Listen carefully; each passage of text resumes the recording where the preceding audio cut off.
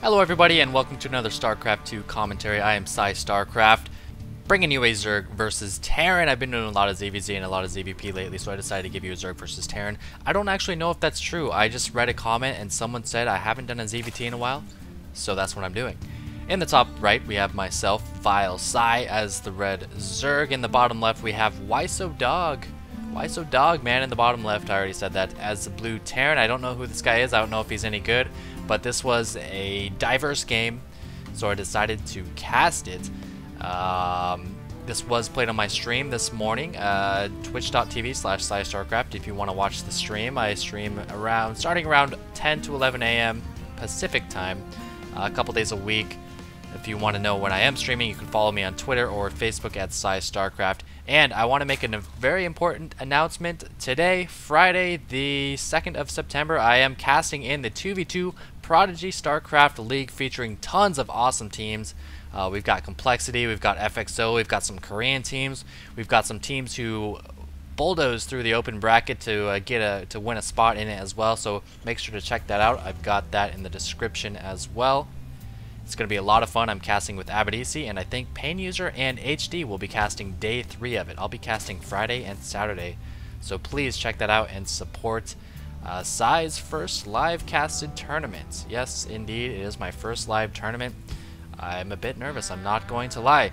Anyway, let's get back to the game. Looks like I am going for a 15 hatch opening, which can be a bit risky. 2 racks, especially on Xel'Naga, when your opponent knows exactly where you are. It's pretty effective against a hatch first opening, and not only that, but I am droning up to 16 instead of 14 or 15, so I am playing it risky. Drone now to getting some scouting in. whysodog, oh, he might lose that supply depot. No, he reacts in time. He does start building that. He was placing that early, so my drone couldn't get in and do a gas steal, so pretty smart play right there. He did have to spend that extra 100 minerals on that supply depot earlier than he wanted to, and as a result, I think he might have delayed his orbital command or an SCV for a little bit. Now this Marine is coming out. No, the drone not being managed at all, and it is going to get picked off. Meanwhile, this SCV is wreaking havoc on this hatchery, dropping it down by 37 HP, 40 HP. No, but 3 drones surrounding it. He tried to float it past, and it does not work. So 1-to-1 is the drone kill count. 1 worker killed for each player. This expansion is almost complete. The spawning pool is on the way, and the Terran player, as you can see from the production tab, is not making anything at all. That's very odd. He was, however, saving up for a command center. First overload on the map, I like to float all the way to the left side, and eventually when I need to do some scouting, I can just float it in up here. Terran players are pretty good at defending this. They just put a couple Marines up there, but this player is not doing that. Hatchery is up, spawning pool is up. I'm going to get my speed as soon as I can, and that's going to be in just about 30 gas here. 1 queen being produced at each hatchery. I like to do my drone transfer after I start my Zergling speed. It's just kind of a good habit. It's a good marker for me to like do it consistently every game, and so it's just what I do. Ling's now headed out on the map. Now be careful. I didn't really scout anything from him, so be careful with your Zerglings, especially if you hatch first. Don't send too many of them all at once if you do have more than 4, because a Hellion will just tear them to pieces when your Zerglings don't have speed. So I'm sending 4 in. I'm being very careful. I don't want to overproduce Zerglings and get them all killed by Hellions, but I was able to poke up and see that command center. Terran players, please do not build your command centers here. It's so good. It's such good scouting information for a Zerg to run up there and see that. Now I know I can just drone up at will. I'm actually getting a spine crawler, and we are going to see me cancel that in just a moment here. Harvester count is now 26 to 21, 27 to 21. Uh-oh, and we've got something happening here. Speed almost done, and a Baneling nest on the way. 2 gas is the amount of geysers I like to get for Banelings, and the reason I'm going for this is obviously because he's expanding. That means he's not going to have as many units as he could, and he's got a very vulnerable wall to a Baneling bust. So I'm going to be trying a 2-base Baneling. It's kind of a slightly economic build. You want to win the game with it, and if you don't win the game, you are behind. Uh-oh. But you're not out of it if the Baneling bust doesn't go well. If we check out Harvesters, it's 26 to 24, so he is ahead in resources because he's got those mules. But, you know, I've got this scary Baneling bust coming up, lots of Zerglings coming out. I've got 2 gas funding my Banelings, and I'm gonna rally them over here away from his vision so he doesn't know that I'm creating them. Looks like he is going Hellions, and while Hellions are weak to Banelings, they do take bonus damage from Banelings. They will die to 3 shots. They are faster than Banelings, even when Banelings are on creep with the speed bonus, which I'm not even close to getting because I'm still at hatchery. So he's going to need some good micro to defend against this Baneling bus. I've got 11 Banelings, lots of Lings rallying in, and if you check my hatchery rally point, notice I am in his base, busting it down. These Hellions trying to get some shots on these Banelings, but 4 of them have survived. They're running into the base. They are running the wrong way, though. I need to run to the mineral patches. At this point, I realize I cannot kill his Hellions. I need to kill as many SCVs as I can. 26 to 32. 1 Baneling connecting. Oh, 2. One more. No, 3rd Baneling not quite connecting. Some Lings flowing in and picking off 1 or 2 more SCVs.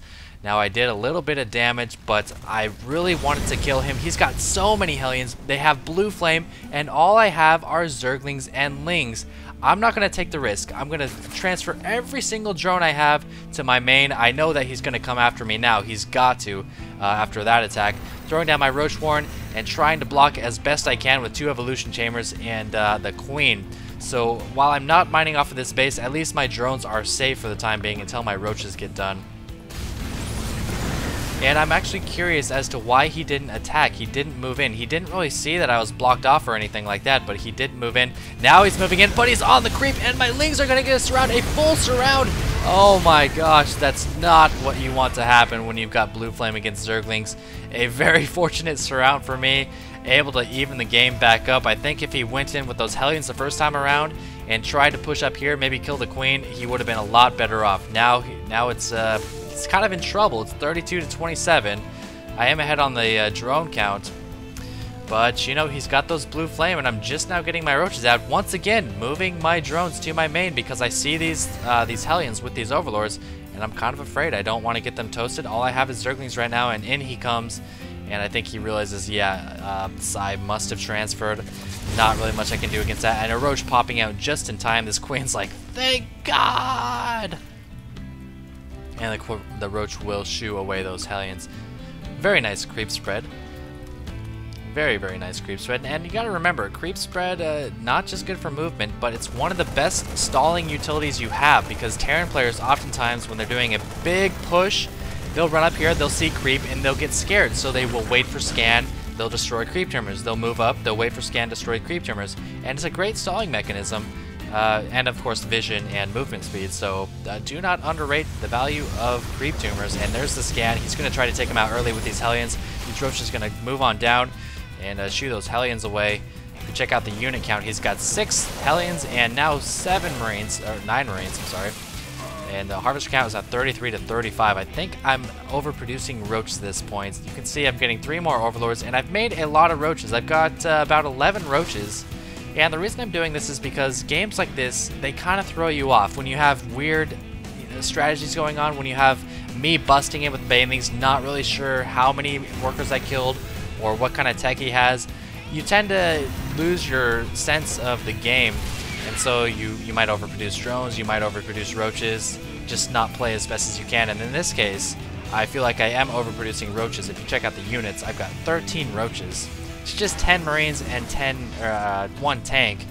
And here come the Hellions up the side. Are they going to get any kills? Looks like they are going to back off. In comes the Queen. The Roaches are going to intercept. I feel like whysodog could have ran past here, gotten a couple shots in, and killed a couple drones.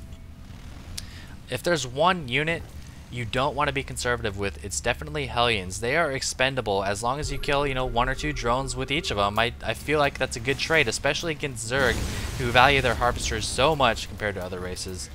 So yeah, not the best Hellion management. Harvester count of 43 to 36, losing track of my harvester count. Hardly any drones, and that's why players will go like this. You'll see players, if you watch streams, they'll do this. They are checking how many harvesters they have. I have 16 on that base. I only have 14 on that base, so that's not high at all. I really got to work on that, keeping an eye on my drone count. So we have Roach speed completing, +1 armor for my Roaches coming as well, so they are +1 attack. That's pretty good. And tunneling claws. So there's a couple of reasons for tunneling claws. 1, you feel like you're really far behind and you want to try something ballsy. Or 2, you want to just, I don't know, I don't know if there is a 2, because it's not a very good strategy. It's kind of wasteful if it doesn't pay off, if your opponent is ready for it. But I'm going to give it a shot. Roaches generally aren't that good against Terran, but hopefully this works out. The creep spread is great. That's going to allow them to move faster even while underground. Your burrowed units do move faster when they are on creep. So my objective here is hopefully for him to either run on top of these roaches because I don't have tunneling claws yet, or wait until my upgrade finishes and run under his siege tanks. We'll see if it works out. No, he scans right on top of my roaches. He sees that I have tunneling claws, and that is a disaster. That was my go-to strategy for this game. He scans it. He knows it's there. He has to be expecting it now. He's going to have to proceed extremely carefully. He's got tons of tanks, tons of marines, plenty of forces to kill this roach army as long as he engages properly, doesn't let me burrow under him or anything tricky like that. You can see he's slowly moving up, and this is exactly what I mean. You see how he's doing this slow push. Part of the reason for this is because I've got creep tumors extended all the way down this map, and he's not paying attention at all. Pause the game for a second. 60 energy and 59 energy. He's got plenty of energy, but he's not paying attention.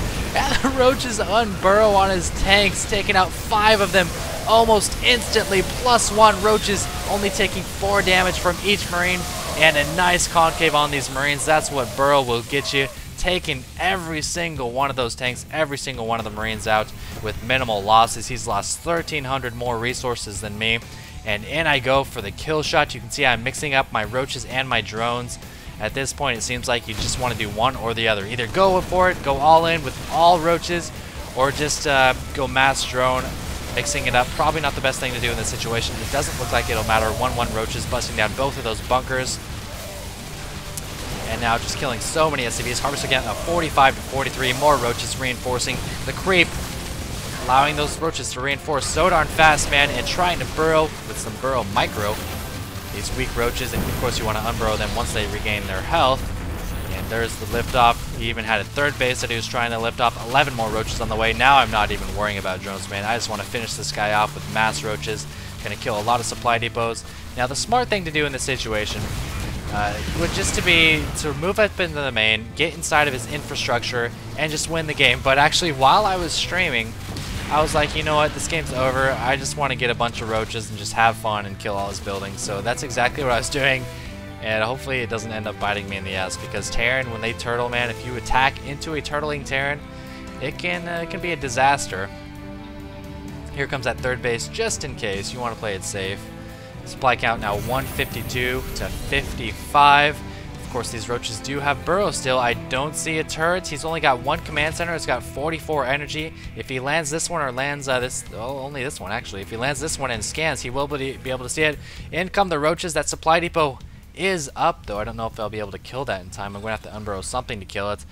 And am I going to do it? Yes, I am. Focusing down that supply depot. Burring once again, and somehow he was still seeing my roaches. I need to go back and check that out. But I am moving up, attacking, moving, attacking, moving. Down goes the barracks, spraying up my roaches to get in even better of an angle.